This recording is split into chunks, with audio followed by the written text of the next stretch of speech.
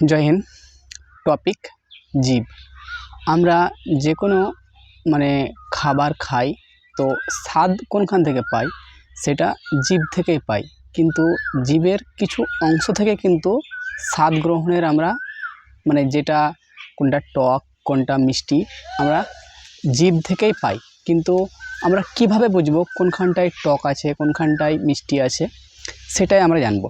কিন্তু তার আগে একটি গুরুত্বপূর্ণ ভূমিকা হচ্ছে যে জীব কথা বলার গুরুত্বপূর্ণ ভূমিকা পালন করে। কিন্তু আমরা ভয়েস বক্স বলি, এখানটায় ল্যারিংসকে আমরা ভয়েস বক্স বলি, ওইখান থেকে আওয়াজ উঠে আসে। কিন্তু কথাটা কিভাবে সাজিয়ে গুছিয়ে কীরকমভাবে স্টাইলভাবে বলবো আমি, সেটা জীব কাজ করে। এবার মেন টপিক এলাম যে স্বাদ গ্রহণ। তাহলে জীবে প্রায় 10,000 স্বাদ কণিকা বা টেস্ট বার্ড পাওয়া যায়, যেটা আমরা জিভে যেমন বার করলাম, তো এই ছোট ছোট ছোট ফুটি ফুটি ফুটি ফুটি সেগুলো হচ্ছে টেস্ট বার্ড বা স্বাদ কণিকা। এগুলোর জন্যই আমরা যে কোনো মিষ্টি খাট্টা বা টক নোনতা খাই আমরা বুঝতে পারি। কিন্তু এটা কিছু কিছু অংশে আমরা ভাগ করে দেখি। মনে করো আমার এটা জিভ, আমি জিভটাকে আমার হাত মনে করো। এই জিভের এটা হচ্ছে সামনের দিক আর এটা হচ্ছে পেছন দিক, যেখানটায় আমার ভিতরে মুখের দিকে চলে গেছে। কিন্তু আমরা প্রথমে সামনে পেছন বলে বুঝে নিই।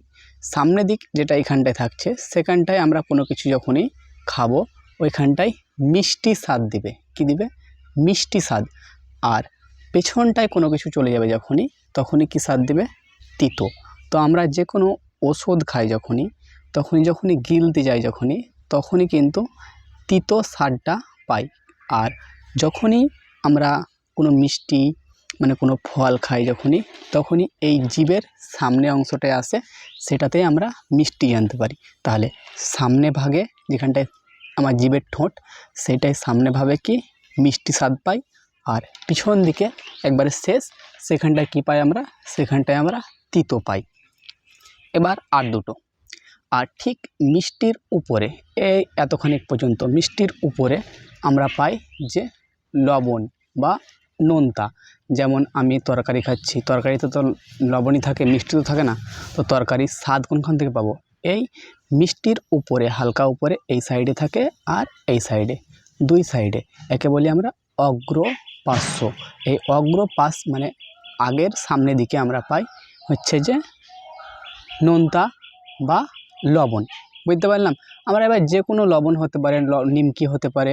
তো আমি উদাহরণ দিলাম যে তরকারি, আমরা তরকারি কিন্তু আমরা নোনতাই খাই, এরকম নয় তরকারি আমরা মিষ্টি খাই। যে কোনো সবজি তরকারি আমরা নোনতাই খাই, তার জন্য উদাহরণ দিলাম। আর তারপরে চলে গেলাম এটা পার্শ্ব, কি পেছন দিকে। আর পেছনের একলে 500 পার্টস, পাঁচশো পার্টস পেছন দিকের সাইড। যেটা এটা সাইড আমার জীবের পেছন দিকে, পেছন সাইড আছে, ঠিক এই সাইডে একটু, এই সাইডে একটু। এই সাইডে পাই আমরা খাট্টা। খাট্টা বলতে কি? যেমন হচ্ছে আমড়া, কাঁচা আম, তেঁতুল, এই স্বাদগুলোকে আমরা খাট্টা বলি।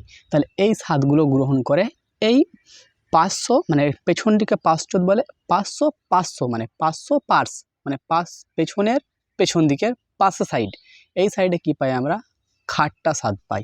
আর মাঝখানটায় কোনো কিছু স্বাদ থাকে না, কারণ এটা একটা ফিজিক্সের বিষয় হয়ে যাচ্ছে যে কোনো কিছু যখন আমরা গরম কোনো কিছু খাই তখনই চারিদিকে ওটা ছড়িয়ে যায় বলে আমাদেরকে বেশি স্বাদ মনে হয়। যেমন সিঙ্গাড়া, আমার যখন গরম খাই চারিদিকে স্বাদটা চলে যায়, তখন আমরা বেশি স্বাদ পাই।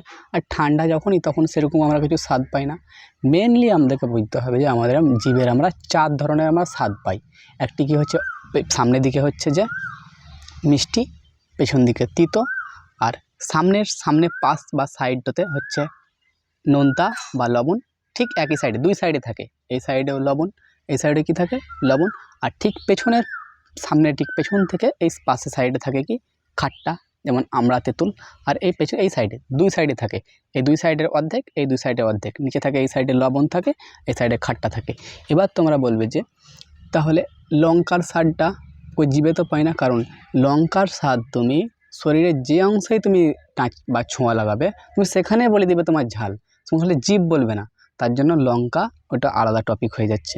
তার জন্য আমাদেরকে যখন কোনো খাবার খাই আমরা এই অংশের মধ্যে আমরা আমরা স্বাদ বুঝতে পারি। তো আমরা ছোট্ট একটি ভিডিওর মধ্যে কোন অংশই জীবের স্বাদ বুঝতে পারি জানতে পারলাম। জয় হিন্দ।